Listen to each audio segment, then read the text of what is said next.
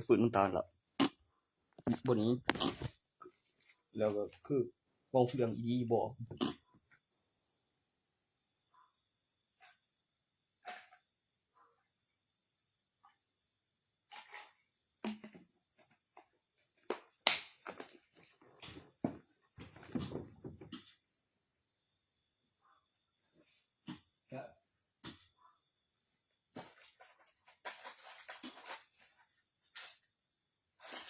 แล้วอาหารใหม่ก่อน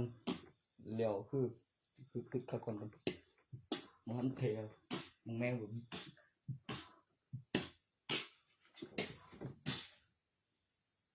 บ่แล้วว่า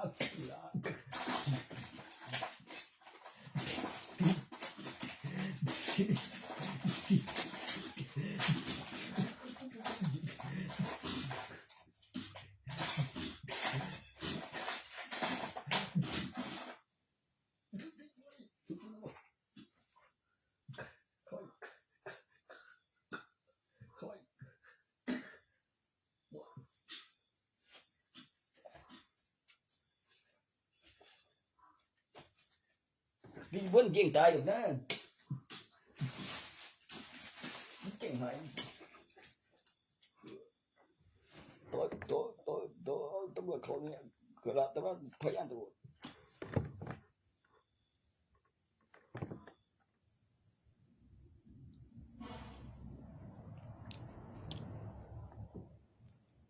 vậy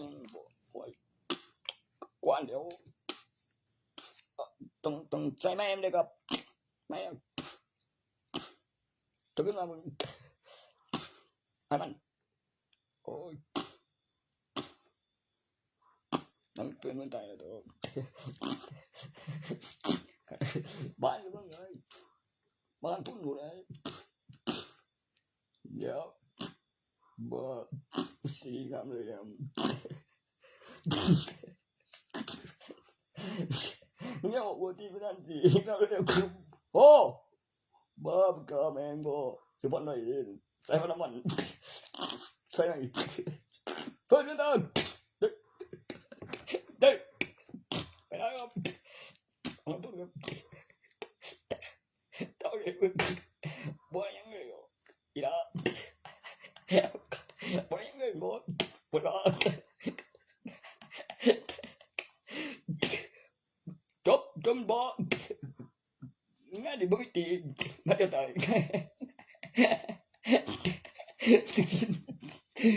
mình tự tin bố mày bằng đi đây nào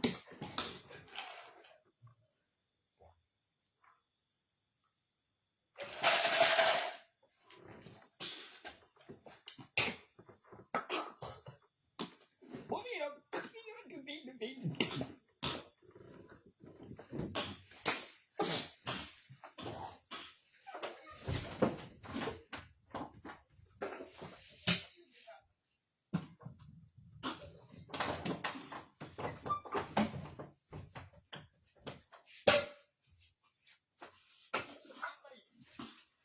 cái mình chấp nhận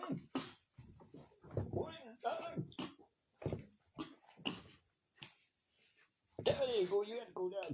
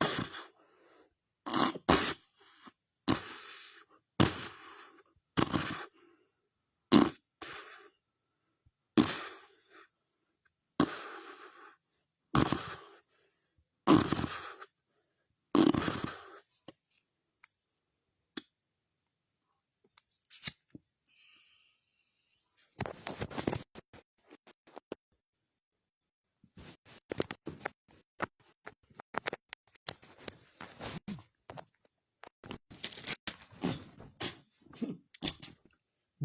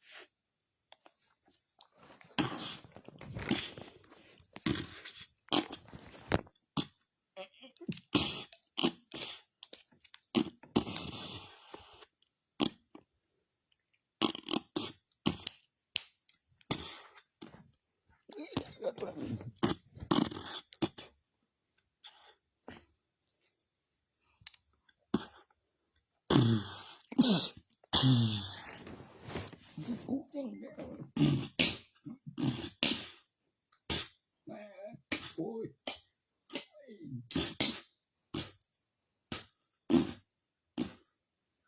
แกว่าเงินบ่แกว่าเงินไม่นะตุกอากูกามาเจอชิลำกูมีนะกูที่นี่หมดกระEra Queen Moon.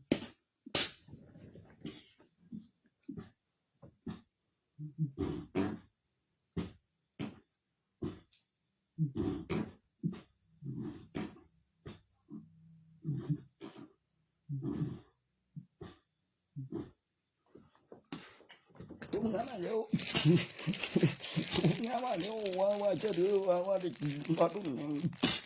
na me de tu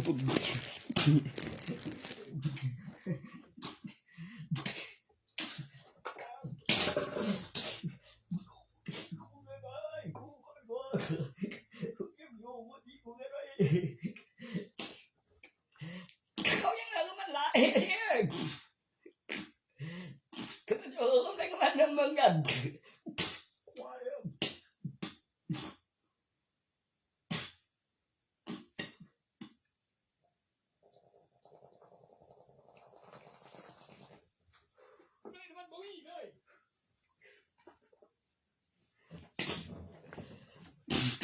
Macam tu mana gerai orang.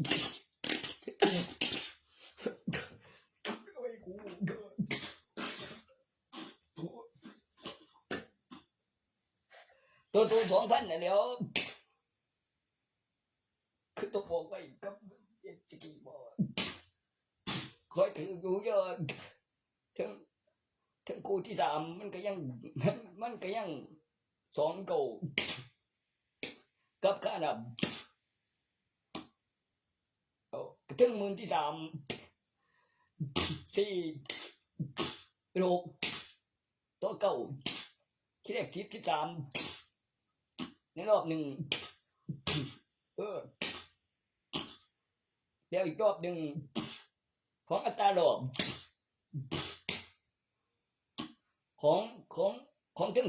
3มีตำแหน่ง3หม่องอยู่หม่อง3เดี๋ยว6เดี๋ยวเก่าว่า13 16แล้ว13แล้วก็เก่ามา12ที่แรก3เป็น5แล้วก็13บ่ได้หม่อง14ตัว14ถึง3ใกล้ครบแสนนี่ มันของมันมื้อนึงเด้โอ้ได้ไหมเนี่ยก็เวลาเนี่ย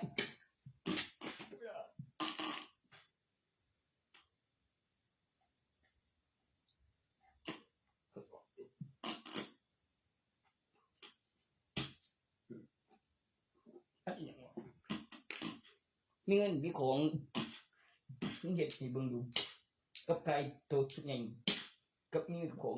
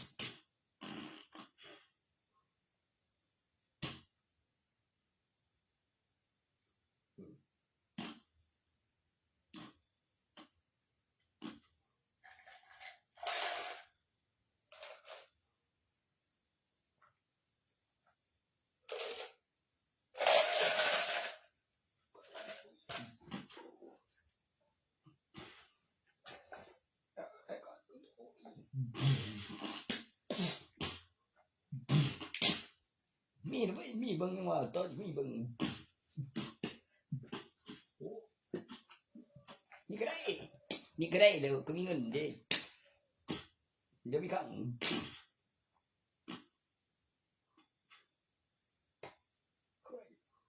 ความจริงวิศวะกูต้องวิธีบ่ว่าไว้แล้วนั่นมันก็เฮ็ดใบทะเบียนบ้านเองด้วยแล้วได้มั้ยต่อจากประชาชนที่ล่ะเดี๋ยวก็ใบทะเบียนบ้านเองเบิ่งยังซะล่ะ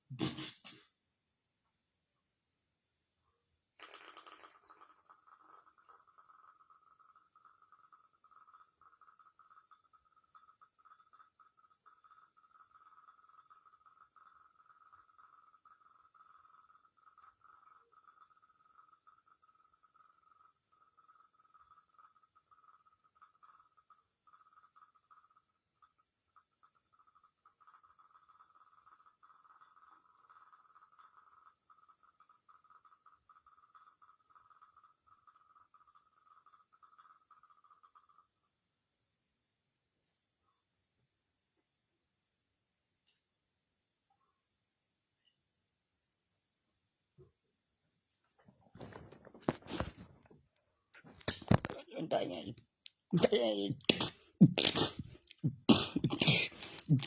มึงยังจะนั่น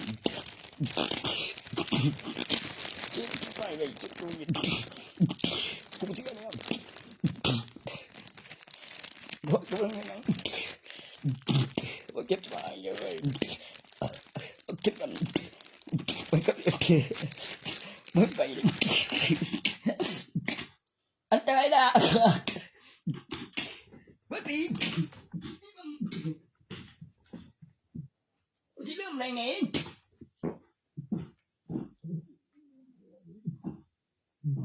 มันอธิบายไงสิประกอบบุญจำเนี่ยเลยทีนึงเลยอีกทีนึงแล้วก็ตื่นอีกคนอีกตัวอีกเขาไปแล้วพอเราไปสถานที่ดี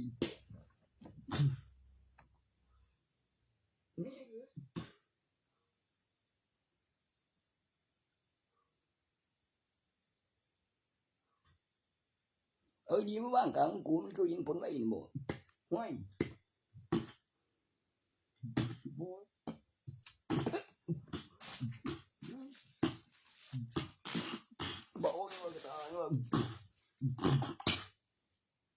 กันแล้ว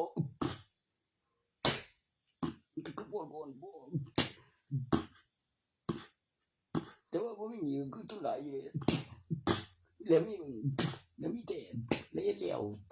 ตัวเองแล้วมีเบิ่งแม่เหลือบ่นี่เป็นบ่มีนี่เลย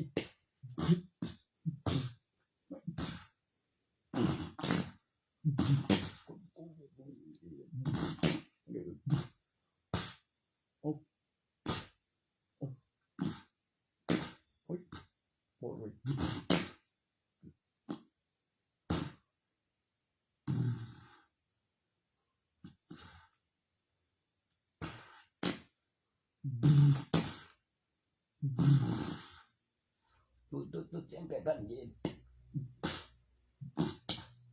ก็เป็นจังไดวะก็ปี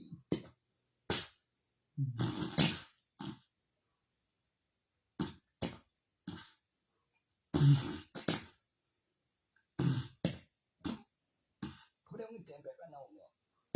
บ่เคยใจเดือนนำเนี่ย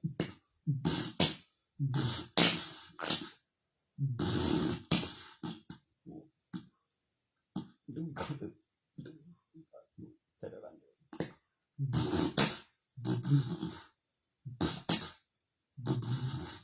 ตัวคุมต้องกำไดเลยตัวคุมต้องกำไดมันอยากเห็นก่อนก็บอกเดียวแอปพลิเคชัน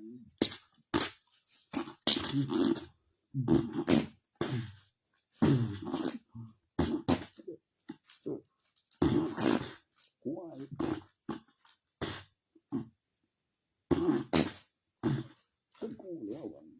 อยู่ผมเคยอยู่คือไม่ใช่ตัวมันจะสู้ปีนึงปีนั้นเนี่ยแล้วก็บอกไว้ว่าได้ที่จะส่งเท่าในปีได้อยู่ก็บอกกันว่าเฮ้ก็แบบมันลงแม่ก็เป็นยินเก่าก็เป็นปีตึง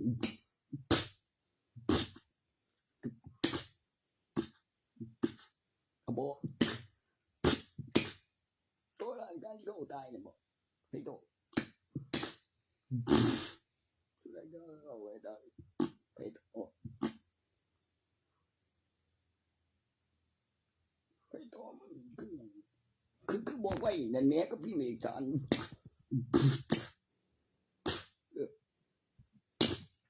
การว่ากูเคยเห็นกันตัวนั้นแต่ตอนคือเนี้ยมึงคือคุยดูเด็กบอ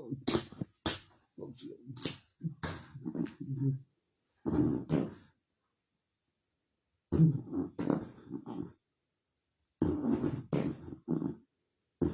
กูขึ้นรูปแผนที่แล้วเดี๋ยวมีหลักฐานมีพยานเดี๋ยวปีว่าแล้วใส่ไปในเดี๋ยวไทยว่ามีหลักฐานพยานเจนมีประเทศหนึ่งมีโทม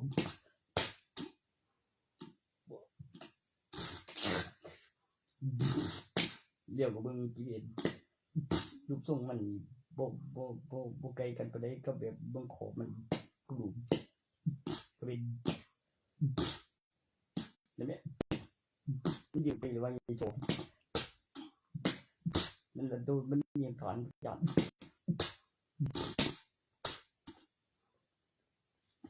แล้วมีเบิ่งมีหลักฐานพยานเจนแล้วมีแล้วนำ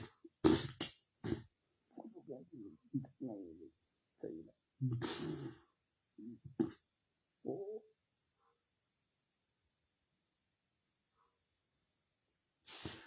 ว้าว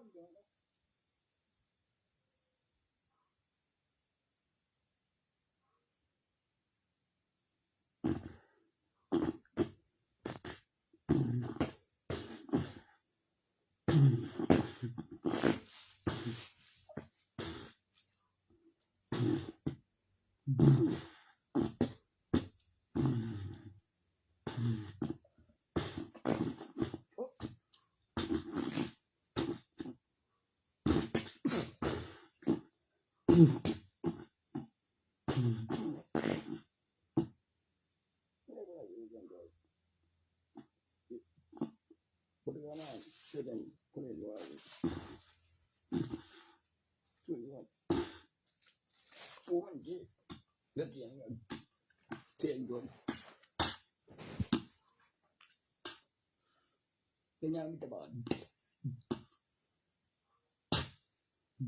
เดี๋ยวจะน้อยอย่างนี้คือเพิ่งขึ้นดีขึ้นไม่ได้ตัวมันบางอันแม่งคนไม่รับผลเกินไปบอกคือว่ามันจะอยู่คนมีจีใส่กับมันจีตัวกับมันจะสนเหลียวตัวกับมันจีกับเหลียวมันจะสนกับมีจีถึงบางเจนมีบางไม่ได้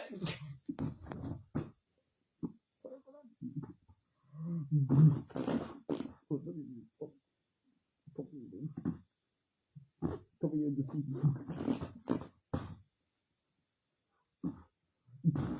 โอ้ยโอ้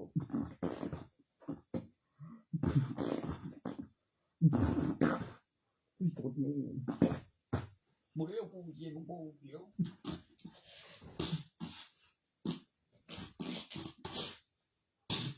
ปูยันมาเนี่ยว่าต้องมีนี่ปูจังกูยอมเลย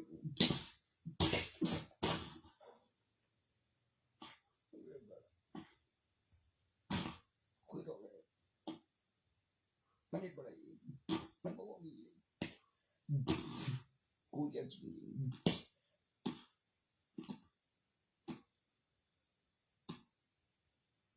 จนไม่ดีบ่ตัวเคยยินเนี่ยมันมาฝักยีได้ตัวฝักงานยีตีกุกเลยตัวบ้านนู้นเขาเกินเลี้ยวมันไปงัดเดี๋ยวตีกุกเลยบ่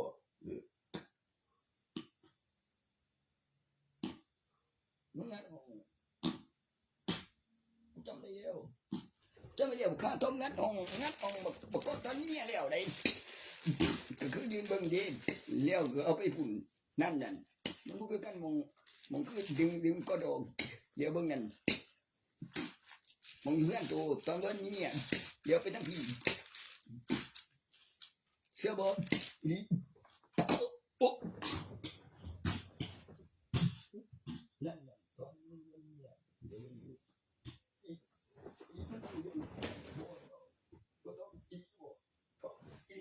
ต้องเชื่อต้องจะมาแล้วมันบ่แม่นที่ละอยู่กรุงเทพอยู่ก็บอกว่าแต่ก้อนเจ็บบ่เจ็บก้อนกูแล้วก็เอาก้อนบ่เจ็บก้อนแล้วก้อนว่ากูใส่น้ำบ่เรื่องบ่นะ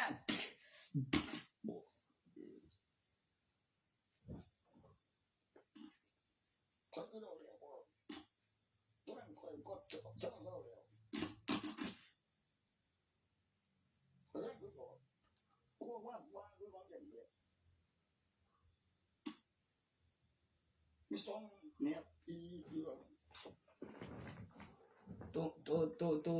ตัวมีข้างเหลียวพิมพ์เงินเป็นนะบอกเขาข้างเผากันอยู่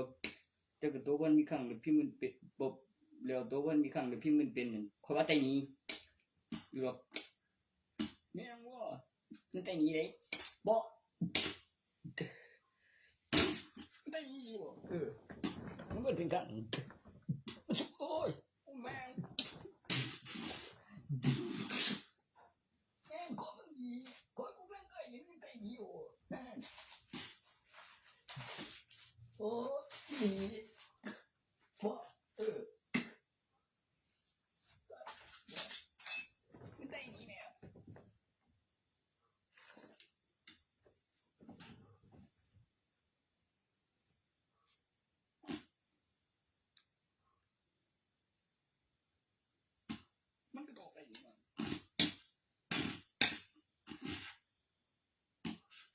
ติ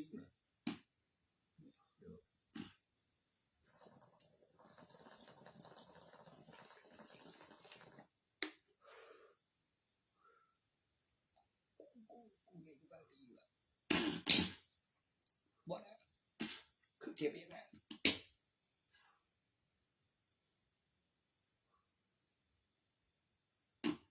ยังนอนบ่นี่อยู่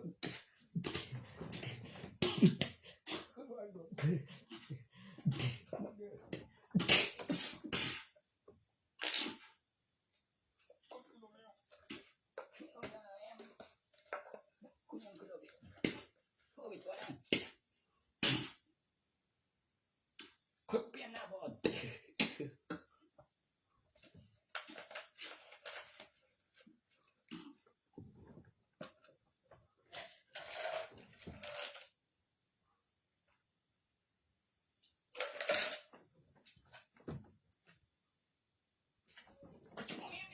รักการพยันเลยรักการพยันเดี๋ยวมีเงินดีกูนี่ก็มีลึกไปยาวเงินหลายนำเดี๋ยวไม่ชื่อว่าเดี๋ยวต้องใช้กับหลักฐานวัตถุว่าถือไว้ของ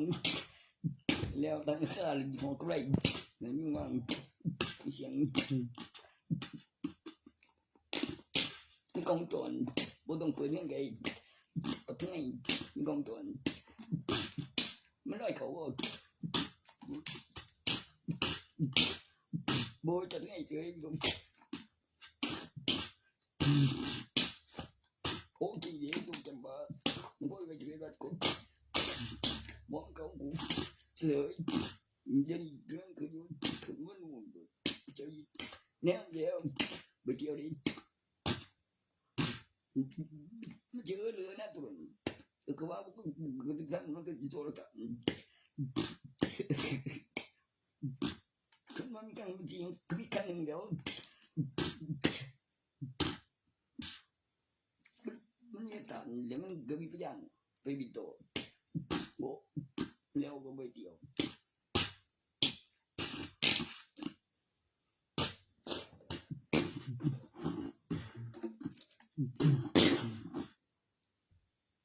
ดูเราบ่เอาที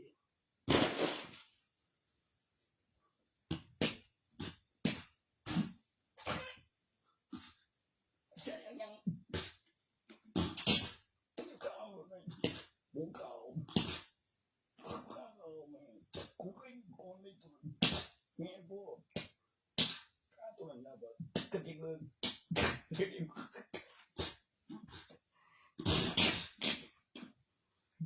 ใช่ก่อนเสียบ่ว่าบ่กี่เป็นบ่ไปไกลจังไปจังนี่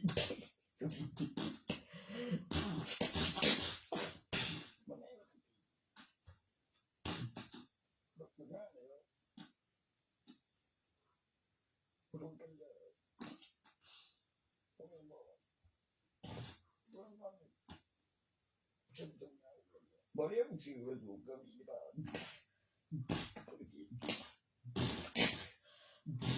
เสียเบียนก็ยังก็ใจสั่นไปต่อปะก็บ้านไม่เติมไฟกับกูก็ไม่ได้เทียกับสัตว์เป็นอย่างแรงงันยันก็กำหนดเวลาทั้งวันมันเติมว่าปันวันนึงไม่เปิดรีบไปประสาน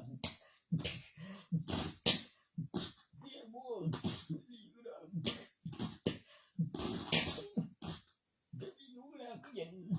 ก็เย็นเอาไปเสียอยู่เดี๋ยว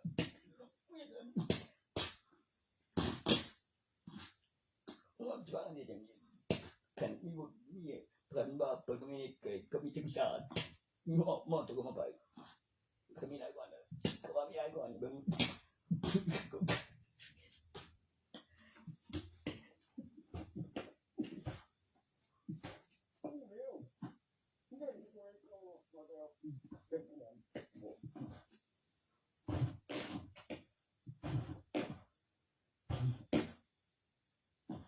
เรื่องบ้านเรียนบ่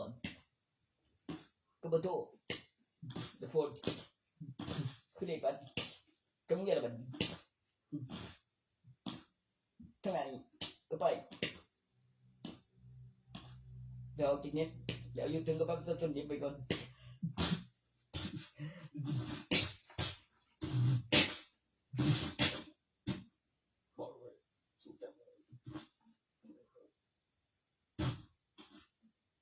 ก็เกี่ยวกับคนในไลน์ก็มีซิมมีไลน์ข้อมูลที่ผ่านการพิสูจน์ว่ามีซิมในอุปกรณ์ชิ้นเดียวเกี่ยวกับคนในไลน์สตอเอกสารลบที่เป็นซิมใส่ในเอกสารกับคือลุงกับวิสาลเบิ่งก่อน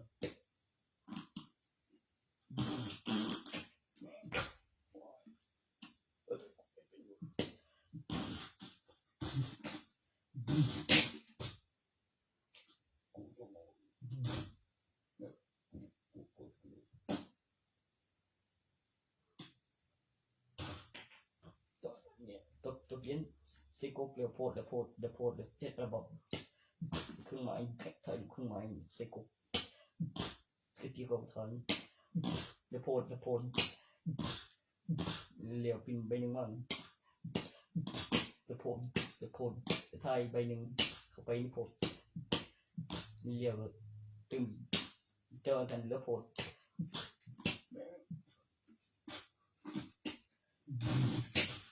เป็นหลักฐานดิเนี่ยบ่ได้คือตั้งกูว่าบ่ตัวนั้นเขาตรวจบันทึกตรงนี้ก็โพดเป็นหลักฐานเนี่ย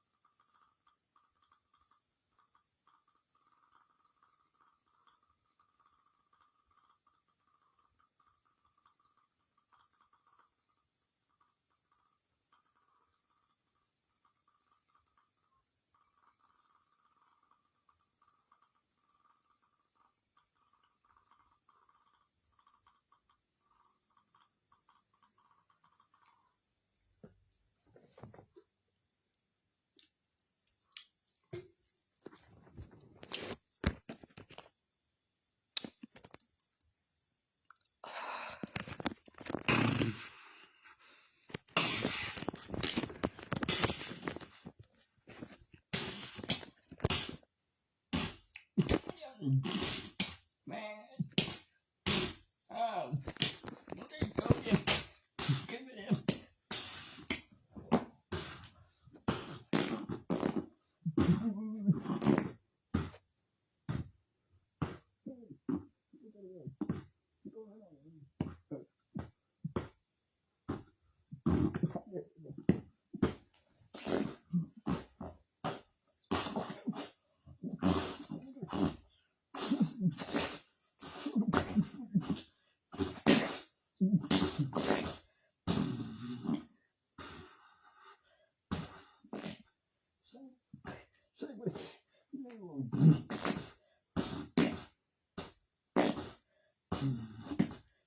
บ่เดิมดันนี่ไง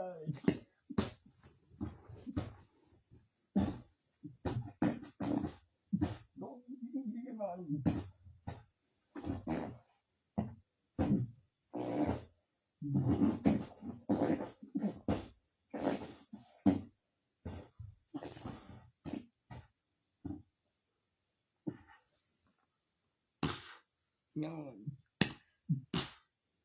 จะส่งเรื่องมากับอุปกรณ์ทำสงครามรบมีการต้านทานของหัวโคมรังสี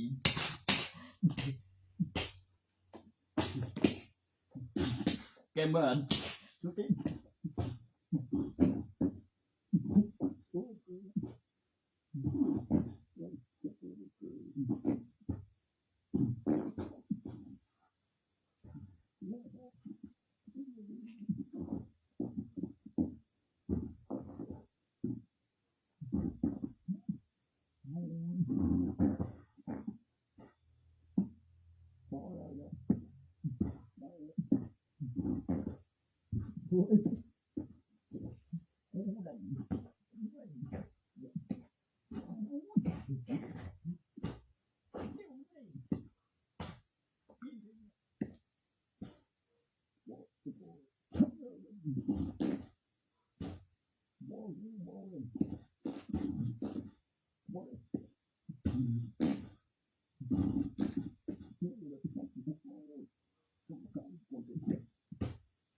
ตัวว่าเรียกผู้การกว่าที่ตัวมึงป้องกู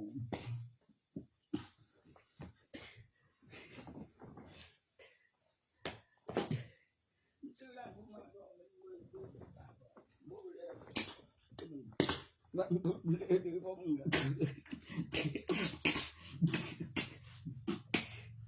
กูจังกี่ไปดูตรูปาตรงบ้านตัวไอ้ชาบนาอุเบย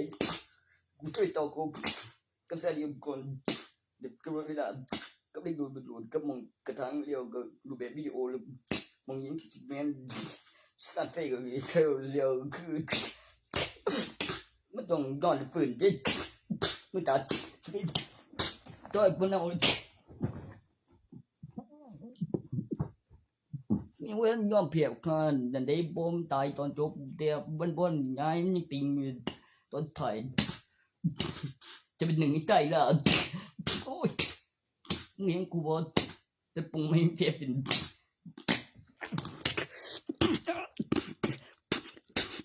จะคนขึ้นตัวไม่ปงก็เวลาขึ้นซื้อสินค้า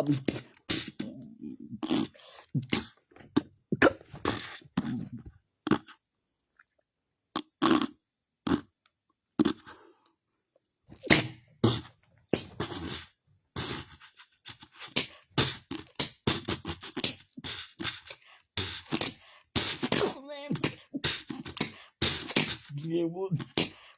บูยกลัวมีไตลุงแสบก็ยังว้ายเส้นตัวไตแล้วเส้นตัวไตแล้วบ่นั่นล่ะไอ้ตัวไตยังว่าเส้นตัวไตล่ะก็ยังก็ไตลุงบ่ตรงผมตัวปักตรงสิไตลุง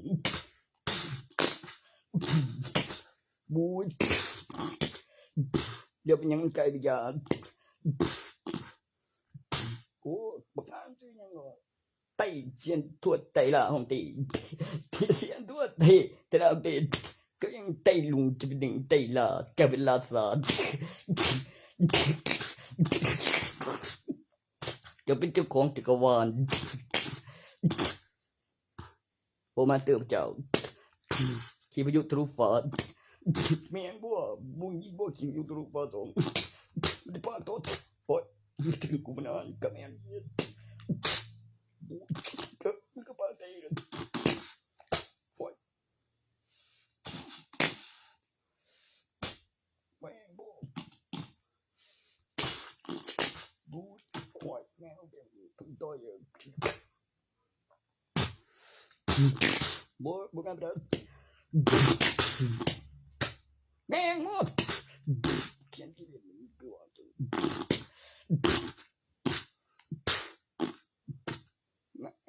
โอ้ย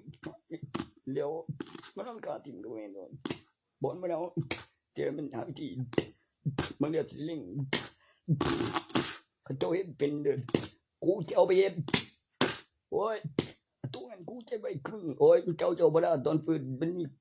แบบบ่ไว้ก็คือมันหันเม็ดก็คือซื้อกับเขาไก่ก็แท้บ่ดึงข้าวหนาวนี่ฟื้นจะนึงเอวสายจะได้บ่ยังบ่หนาวนี่ดึงข้าวไม่ก็ขนาดท่วงน้ำต่อให้กลับเป็นมาโดนโทษอย่างมันว่าหนาวคืนเดียวดีครับฟื้นเป็นตลอดนอกห้องเราต้องแงออกมาก่อนบางครั้งหรือจะเป็นผู้ดูบอลฟื้นพร้อมดูก่อนมันเกี่ยวกับผู้หญิงและผู้ชายแล้วก็เรื่องแล้วถ้าแล้วไม่ท่าแล้วแต่แล้วมีกำหนดเวลาแล้วบทใส่กบฏแล้วไม่ได้เป็นคนทรยศสิ่งที่มีประโยชน์คือมีคนเรามีคนฟื้นสิ่งที่มีอยู่จริงคือสิ่งมีชีวิตที่อยู่ตรงกับกระถางคือเมล็ดแล้วเมล็ดขนดูไม่ดูดดิน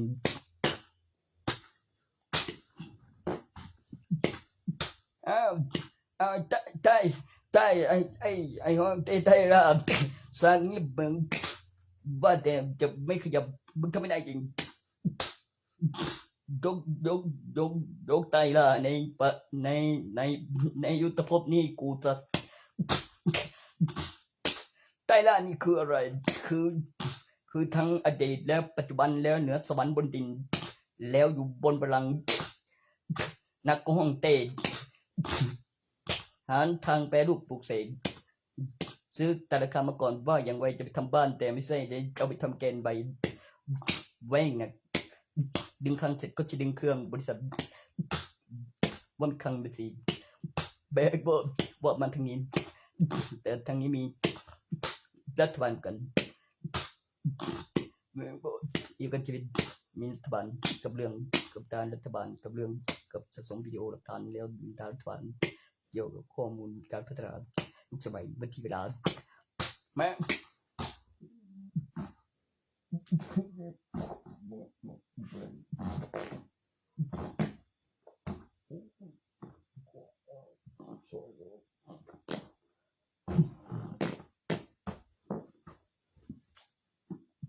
ได้โอ้ยผมเองเคยแกเองเลยตีตายก่อน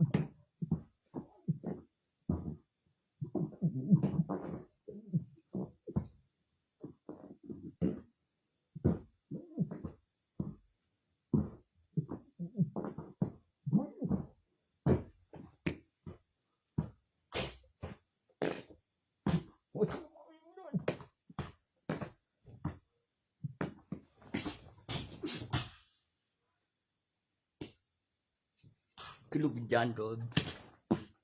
สังย้อนคิดดูก่อนมีความคิดเมื่อมีความคิดมีความรู้สึกเก็บหลักฐานขึ้นลูกวิญญาณ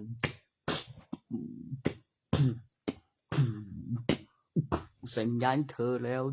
ฟื้นมืนตาสถานการณ์ปกติวิญญาณอยู่ร่างหายใจผีไม่ใช่ไม่ตายแต่ต้องหายใจผีไม่ใช่เดินออกไปในตลาดในเมืองแล้วก็สถานการณ์ปกติภายปอกอย่างนั้นเด็ดอ้างหน่อย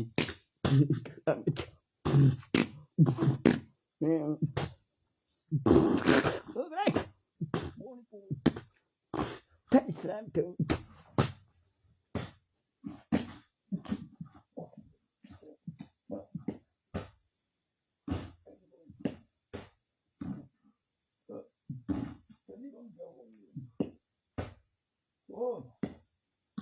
ที่เดินที่สัตว์ที่แมวโดนเลี้ยวคือที่เกิดคือกินอยู่ไปกับงานที่บ้านสัตว์ที่2-3 บทก็คือซื้อผิดเองกับแทนกับเบลลงเลยวัคซีนที่เดียวฟื้น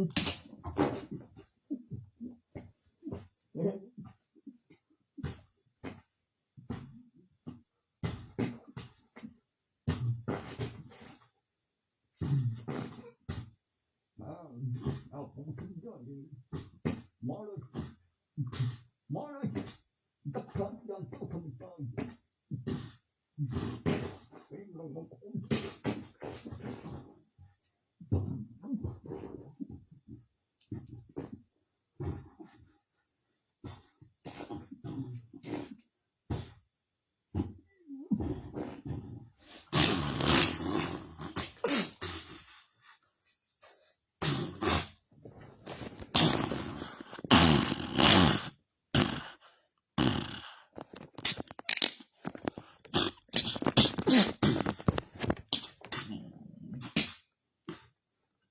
ได้ดีสิ่งที่มีประโยชน์ต่อการพัฒนาแบบไม่สิ้นสุดและมีประโยชน์ต่อจักรวาลความมั่นคงของประเทศความสงบสุขความโรแมนติก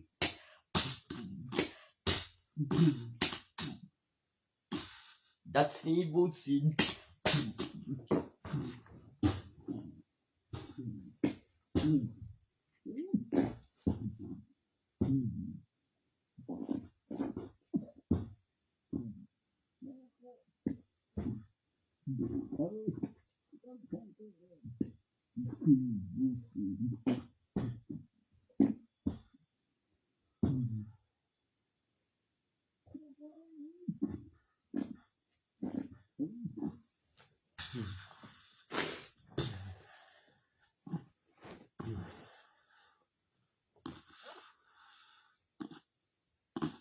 จากหนุ่มน้อยมาจัดจันฝั่งมนุษย์ขึ้นของราชแล้วความสงบสุขมานานหลายพันสิ่งที่เกี่ยวของราชมีเขื่อนอุณหภูมิระดับชั้นน้ำแล้วต้มเย็นระดับวางไข่เพื่อให้วางไข่และมีปลาเบิดปีแล้วต้องเข้าถึงระดับต้มเย็นแล้วอุณหภูมิชั้นน้ำแล้วให้มีปลาเบิดปีแล้วฝายไม่แห้งแล้วเกี่ยวกับบอกไว้การของราชเขื่อนแล้วก็ปรุงอุณหภูมิในน้ำแล้วระดับต้มเย็นตรงที่ปลาวางไข่แล้วระดับเนื้อน้ำแล้วสี่รวมถึงระบบนิเวศทางธรรมชาติความอุดมสมบูรณ์แป้งบ่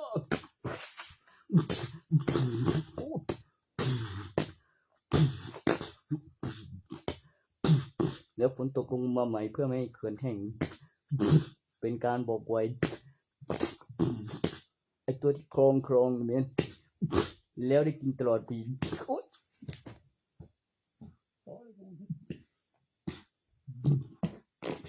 ตั้งแต่ระดับชั้นน้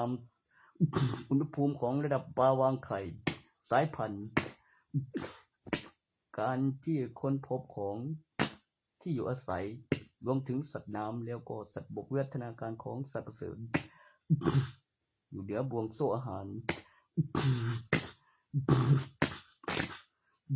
การขยายตัวของชั้นบรรยากาศและพื้นแผ่นดินขบวนท่าประสานอินเทอร์เน็ตเป็นขบวนท่าประสานดินเวอร์ชันวิชาผลิตแผ่นดินแม่งบอกไอ้ลุงโอ้ดีว่าตัวนี้ฟีนิกซ์โซเพอร์เฟกต์ออโต้ดีเยี่ยมการตั้งสมาธิให้วัตถุมงคลและเก็บวิดีโอไว้บนสมุดเสียงสรุปการเวอร์ชันวิชาผลิตแผ่นดินการขยายตัวของชั้นบรรยากาศ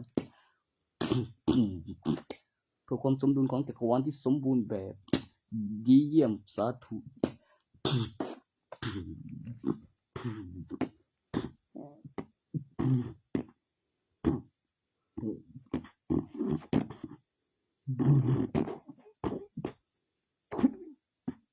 มันก็เกี่ยวกับยุทธยุทธราตันเลยจับขี่มัน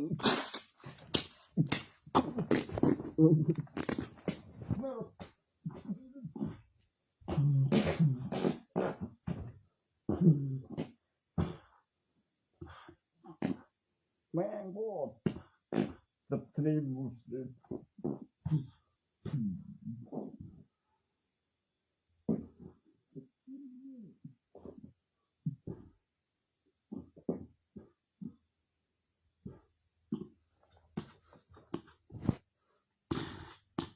มันมีหนองนี่หรอมันมีไตลุงกับไตลาท่านเทพนั่นละตัวมันจีภาษาไทย ไต้ฟ้ายังก็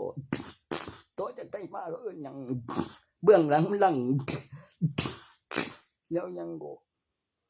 ก่อนหน้านั้นเป็นนักรบแม่ทัพมาก่อนเนื่องจากฮ่องเต้เป็นคำสั่งแล้วมีรางวัลให้เกี่ยวกับไต้หลุงจะเป็นหนึ่งในไต้หลาเป็นแม่ทัพในตำนานเกี่ยวกับวิชาออกรบทำสงครามแล้วอยู่ยงคงกระพันฆ่าไม่ตายแล้วเกิดมีเซ็นเซอร์คำอธิบายระยะห่างแล้วกองทัพแล้วสัญชาตญาณที่ต่างกับทหารทั่วไปในการเคลื่อนที่ของกองทัพแล้วคิดเฉยๆผิด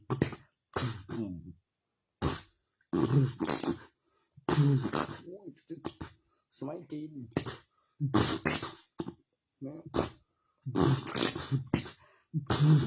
ปัจจุบันนี้อยู่แนวไหน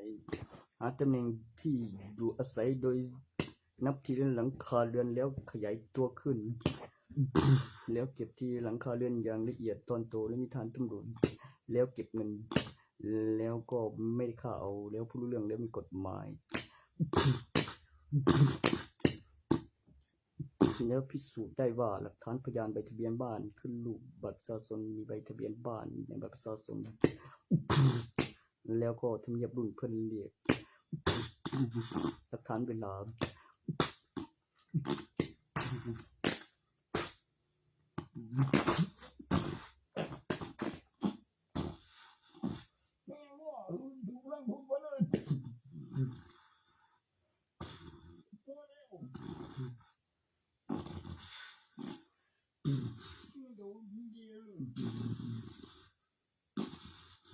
ไต้ฟ้าวันคือภาษาจีนไต้ฟ้า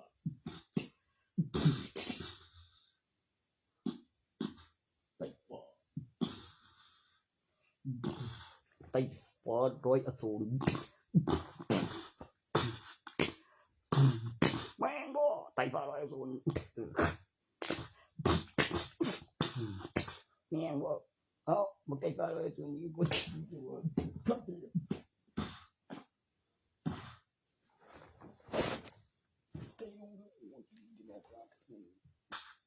โถไต้หลงจำปอบ่วะโอ้ยจะโผกับไอ้นั่นโถของตีไต้ฟ้าแม่งบ่อยู่ไต้ฟ้าเท่ายังโกนั่นละอื่นไต้ฟ้ายึดคันอยู่ไต้ลาคือเป็นแม่ทัพ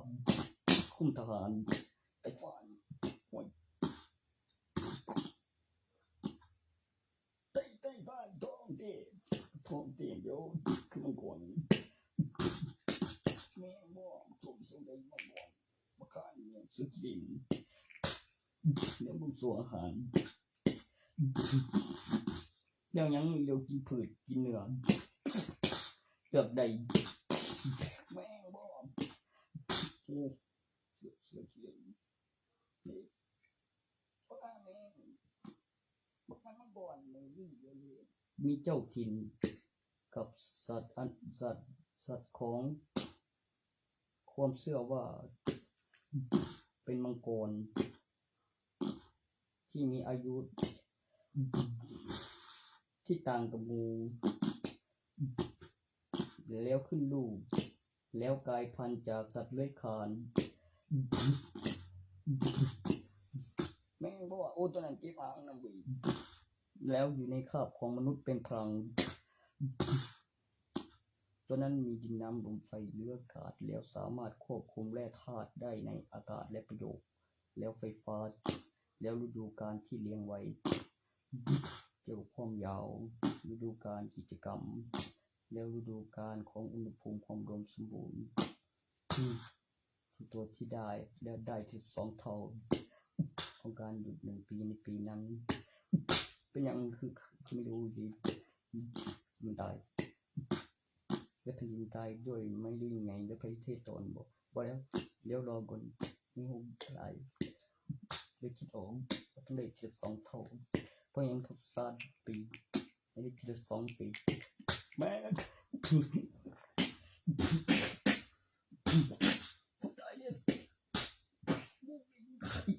ตายแล้วฟื้นแล้ว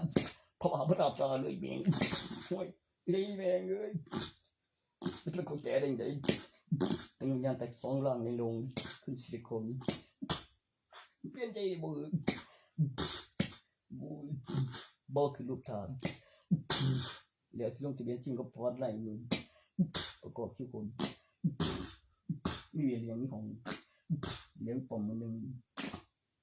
เรียกว่าคือโบตัวผัดตัวขันเลี้ยวมันฟังบึงเลี้ยวมันทาก็เบ็ดเจอบทาแต่ก็ไปเปิดเบิ้งเม่ไม่ย้อนว่าเดี๋ยวลงรางมันสิสวนขึ้นยังวะสร้างนั้นแม่นเจ้าสิได้บ่พิการแต่สิไปฮอดเอกสารคนพิการแล้วประกันชีวิตแล้วมีคนมีเงินบ่กูว่าอยู่ดอกสิบ่พิการจะค่อยใช้ข้างไว้เดี๋ยวได้มีรัฐบาลเข้าใจ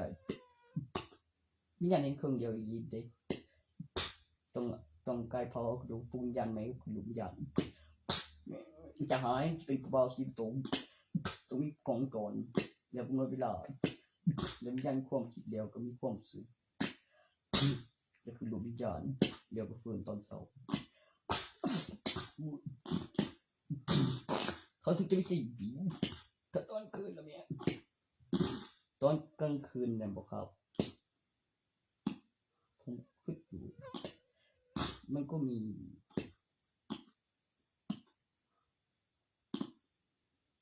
แบบว่าปัจจุบันจอนคนการเป็นกันจริงคนหนึ่งที่เราใจขังบ้าเขาบุตรตายก่อนมึงบอกไปลอยน้ำเลยข้างเลย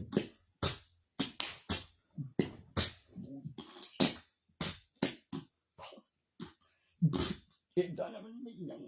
มันมีสิ่งอยากกับรัฐบาลเข้าใจคือตัวต้องออกเป็นสารให้พิการเรียวก็คือใส่จนจากรัฐบาลเรียกว่าให้พิการ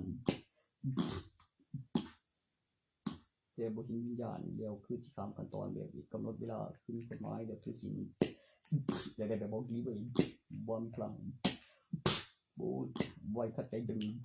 ย้อนทุดงเดี๋ยวเข้ามาโค้งเบี้ยบอลขัดต้นนั่นเนี่ยมันตกใจงานอภิญาณว่ามันมีจิปาดก่อนมันไปทุ่งโบเข็นแม่เลยเดี๋ยวนี้เดี๋ยวปุ๊บวิญญาณใส่กระดูกปุ๊บวิญญาณเด็กลูกทอดเดี๋ยวนี้นั่งถือแล้วพูดสัตว์แสงเดี๋ยวนี้นั่งเดี๋ยวสิตุเลี้ยวใส่ยี่ปองเลี้ยวจนตัวนี้นั่นเนี่ยมี40 ครั้งบอกบุษบุษไรผมไม่ถึงตัวคงใส่กูฮะมันขยับได้ยามคืนของเรียงเดียวก็มียามเป็นได้ยามคืนจ้ะว่าเฮ็ดเสร็จเดียวนี่นะบ่ได้เสียบ่ได้บูมันก็ขยับได้บูเดียวบุษไรแม่บุมีวัดใจมือมีของ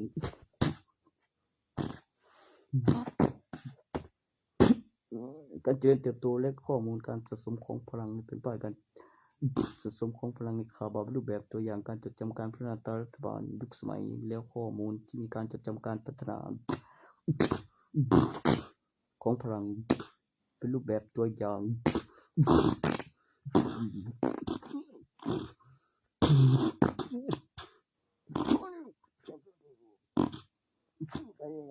เชื่อเอาที่มาประกันไม่เชื่อเอามาเที่ยวที่บอกเข้าเอาว่ามันว่านี่มันก็เข้าตาดีเลี้ยวพยานยังไงยัง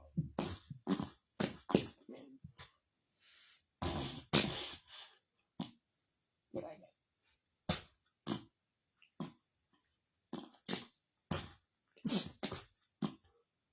ไม่ไงยัง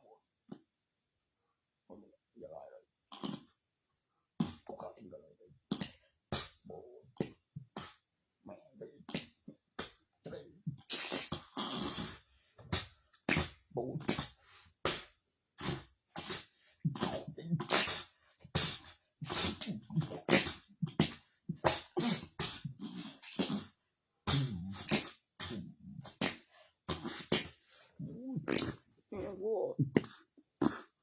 ตัวนั้นเสียอะไรเสียตรงที่บ่เคยเสียบ่เคยลงไม่ก็ถอยเก่าไม่ก็บริไกยังข้างกันไรสันถ้าได้ละมึงเกือบแล้วบู๊มันจะเป็นอะไรตัวนั้นน่ะเบิร์นมันจะได้ยินสิ่งที่ดีกว่ามันจะทำไม่ได้คือมันไม่ไปทำแล้วการสารอินดวนสารในแผ่นดินเพื่อจะเป็นหนึ่งในไตราชเพื่อจะได้ครอบครองเก้าอี้ฝรั่งเศสแล้วดูข่าวแล้วเสียงในใกล้ล่าแผ่นดินแม่บ่ยุคสมัย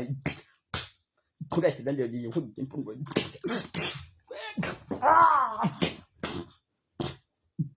บางตัวก็ไม่เหมือนกันเมื่อได้ตรงนี้บางตัวก็ไม่อยากลงเพื่อต้องการสิ่งที่ดีกว่ากับสิ่งที่ทำมานานแล้วก็เกี่ยวกับพันปีพันปีหมื่นปีหมื่นปีเป็นการสรรเสริญได้มาโดยการสรรเสริญเอ่ยเสียงโดยไม่ได้เอ่ยเสียงอย่างสิ้นเปลืองและบอกไว้เพื่อรวมและปันแล้วอยู่ในสีรายทงชาติและคำอธิบายของสุขของประเทศแล้วได้มาปันกันกูต้อง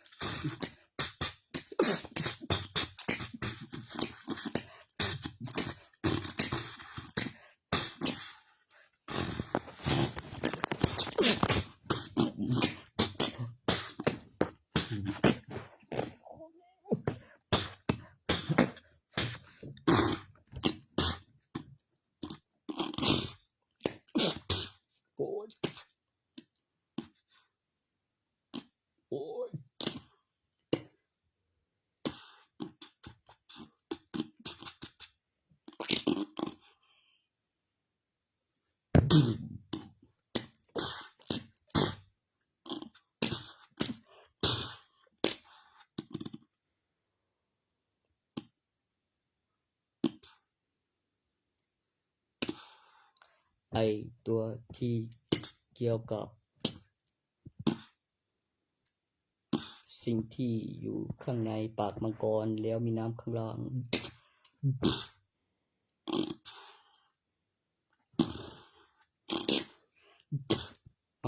แพนด้าจะมาโซซิแพคกับผมนักบอกว่าสกินพืชมันงงบอก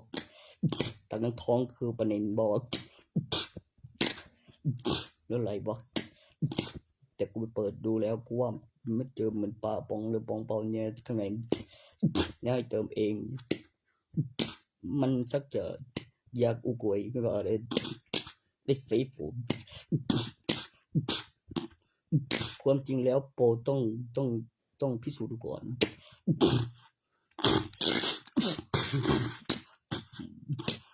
โอ้ยโคตรมากนะ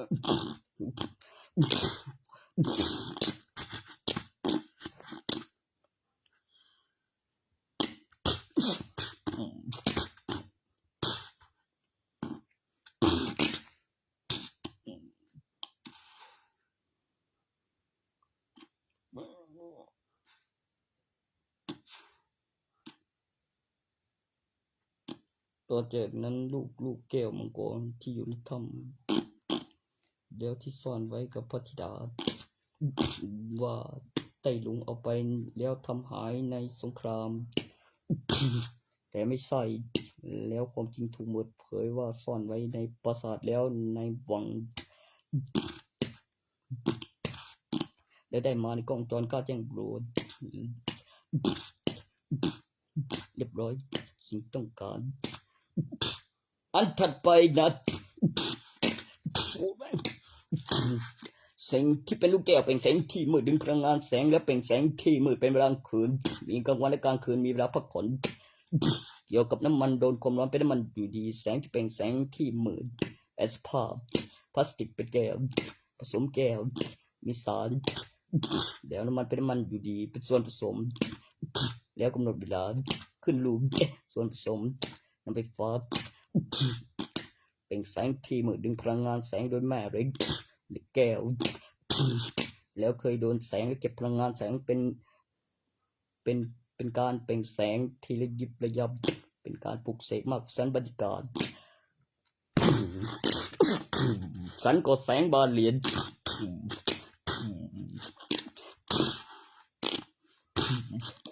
ดวงที่คนพบแม่งว่าพืชสื่อสารกับทุลาคายบารมีเปล่งแสงที่มืดนอกสันบรรยากาศสันก็แสงบานเหรียญจากคนรวมตัวกันเป็นดินเป็นสิ่งมีชีวิตอยู่เหนือดินเป็นเรื่องธรรมชาติสิ่งที่มีประโยชน์แบบไม่สิ้นสุดและมีประโยชน์ต่อจักรวาลระบบนิเวศทางธรรมชาตินอกเหนือจากเรื่องธรรมชาติแล้วในการถือศีล1 ข้อเป็นการลงทุนบอกไว้ว่าจะได้ทุกข้อแต่ตอนยิ่งไม่ตายสิ่งที่สีฟูไม่ได้สอนมันสักตัวไม่เลย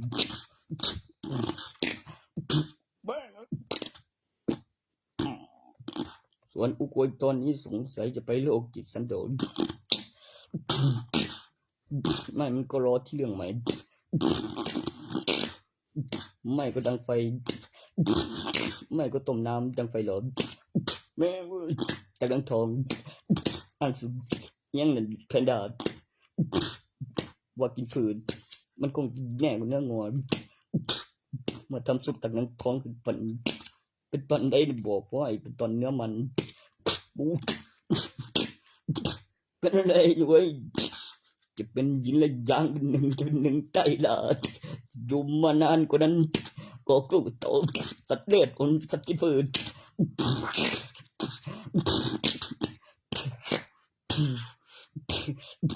เด็ดคนมานุ่งผมเด็ดในโจมกลางวันและกลางคืนสียินอย่างไปทำทุกโดยทักนางทองกับหนึ่งเด็ดหัวไปประดับสำนักไม่ใส่ได้หัวเอาถ้าวางบนหัวออกไปมอบตัวแบ้แล้วกูไม่ค่อยรู้ว่ามันเนื้ออร่อยไหมค่อยสิบใหม่รอบ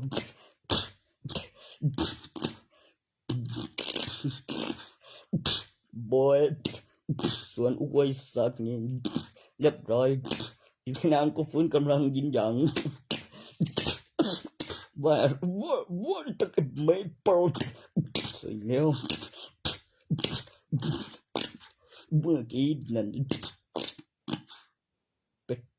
เป็นคำอธิบายของสิ่งที่เคยลิ้มรองของสัตว์กินพืชสัตว์ออกลูกเป็นตัว แล้วมีเอโบยมีส่วนไหนที่ต่างกับส่วนบวกคงจะเป็นส่วนนั้นโบยแล้วก็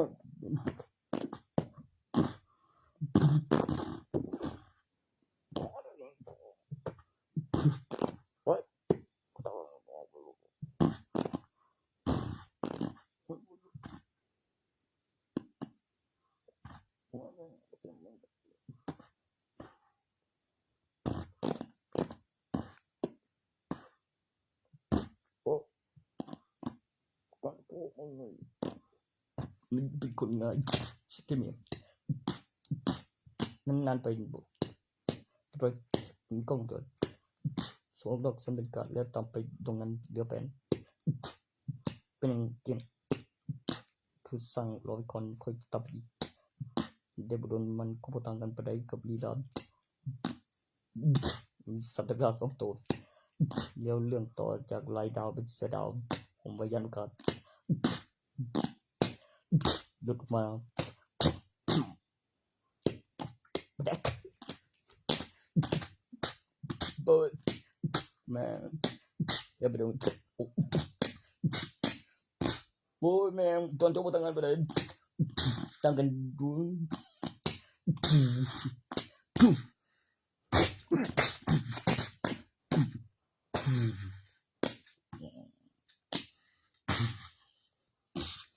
แล้วสองดอกสมิกัดจากดวงนั้นวางในสถานการณ์แต่ปกติต่อวิเดียไว้พริบตาสถานการณ์ปกติแล้วมีคำบันทึกเรื่องที่มากกว่าเรื่องธรรมศาสตร์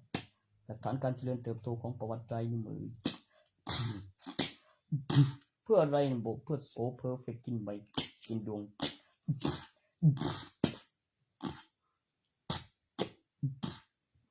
งั้นก็มันเป็นนักปราชญ์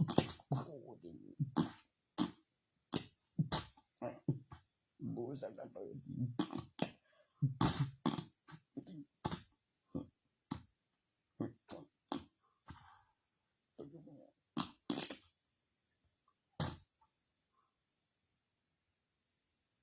เสริมตกมาด้วย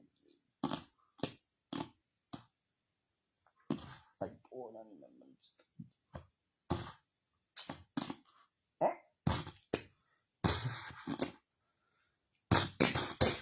พลาดตัวได้ยังไง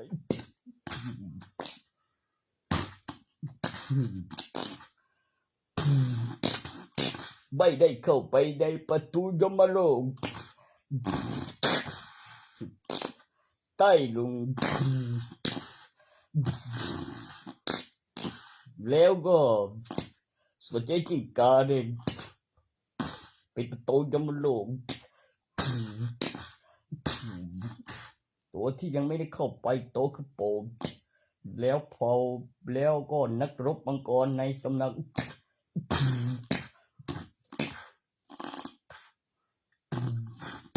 ไม่ได้ใส่กรงได้ถามดีๆก่อนว่าพวกนั้นกับยมโลกแล้ววิสาใครถึงจะส่งถึงไม่หรอกไม่เหมือนคิดแล้วคือไม่นำหน้าไม่เหมือนคุณคิดได้ต้องฟังคำอธิบายก่อนไม่รู้ทันตัวนั้นเกี่ยวกับการคำนวณสิ่งที่มีประโยชน์สิ่งที่เป็นไปได้เกี่ยวกับการคำนวณที่ต้องการอยากรู้ก่อนประโยชน์อะไรการเก็บการเคลื่อนที่แล้วก็ข้อมูลที่มีผู้เรียนเป็นวิดีโอลงทุนบอกไป1 ข้อวันนี้ไม่ตายสักวันจะได้ของเล่งหลายจะลงทุนบอกไว้คน1 ข้อในการทุศีมากเกี่ยวต้องคิดก่อนแล้วฟังแล้วรอโอ้ย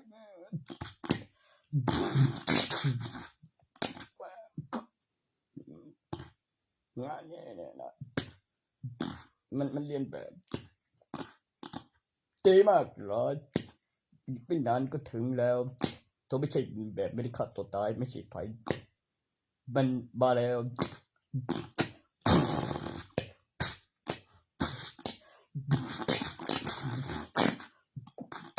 ระวังฟังพยักเตอร์ครับ น้ำหนักแล้วฟังเอาฉายาของคุณคืออะไรในเวทีนี้นางเสือโอ้นางเสือแผ่นดินทางนี้ไม่ใช่เลยครับเขาเป็นนักราชที่ต่างกันที่เพศกรรมการไม่เข้าข้างใครระหว่างผู้หญิงต่อยกับผู้หญิงใส่สนับฟันห้ามกัดนะครับต้องออกแรงเป็นการชกมวยสู้ด้วยกำลังสู้ช่างน้ำหนักเท่าแล้วเกี่ยวกับลีลาบนเวทีแบงก็สักครั้งเขาเรียกอะไรเขาเรียกซ้อมตนโอ้แม่งเสือขาวนี่มันกู้กวนตีนดิ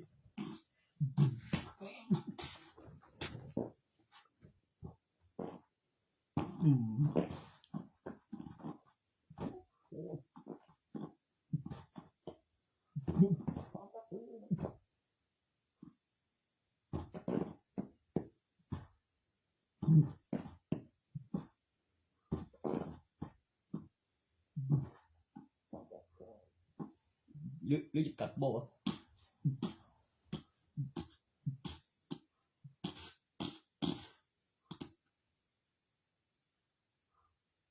จะกัดก็กัดใครสนับฟันออกระวังฟันหักด้วยดิเพราะอะไรเข้าไปกับส่วนหมักเป็นกระดูกวางแบบผ้าแต่มาแบบหนักไม่มีที่รั่วได้คือหมัดตอนกำตอนอ้าปากระวังฟันหักใช้เพชรดีโกมดิจะเด็ดเขี้ยวตะโกนเธอจะได้เด็ดหนวดได้มันไม่คุมเขี้ยวหลุดหนวดหลุดมันไม่คุมเลยใช่แต่กูมันเด็ดเขี้ยวนี่ไม่เหลือแล้ววางหามแบบมันเขี้ยวของเธอเปิดทุเรศตอนเมื่อกี้เพิ่มใครสนับฟันว่ากันโดนปั้นมันนึงไปคำเตือนงั้นก็ใส่ก่อนเซ็กเสร็จแล้วนะครับมีเซ็กประจำคือไม่มีอะไรที่สามารถสมบูรณ์หรือสัมผัสพิเศษอะไรข้างในหรือมีการต้านพลังแล้วก็เกี่ยวกับกฎบุกกำลังแล้วก็บนเวทีแล้วใส่ความสามารถแล้วก็เป็นเผ่าพันธุ์นักรบบนเวทีนะครับนักรบคืออะไรมีเกี่ยวกับนักมวยแล้วก็สงครามบางสงครามก็มีเกมกีฬาบางสงครามมันก็บนเวทีที่ต้องมีกฎห้ามฆ่าหรือไม่ได้ห้ามฆ่าหรืออย่าห้ามใช้กำลังต้องใช้แขนใช้ขาแล้วกำลังแล้วที่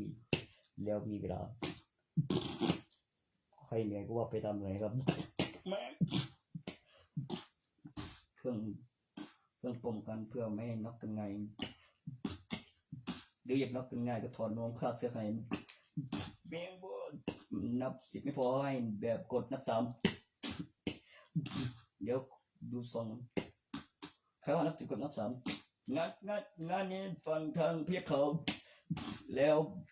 ทางพยักอะไรพยักพยักใน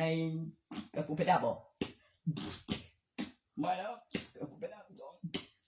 ไม่แล้วมีภาคแรกแต่ที่แรกก็มี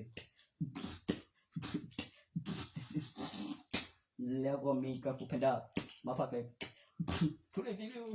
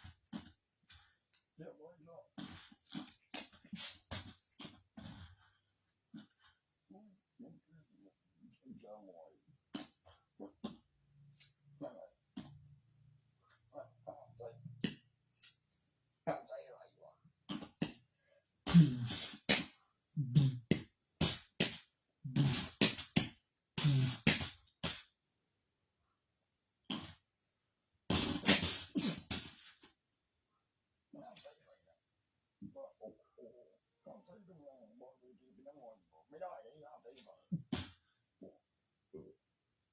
ต้องใช้กำลังเลยทำไม่ได้ใช้กำลังทำเลยถอยไว้ไม่ได้เดี๋ยวก่อนตัวนึง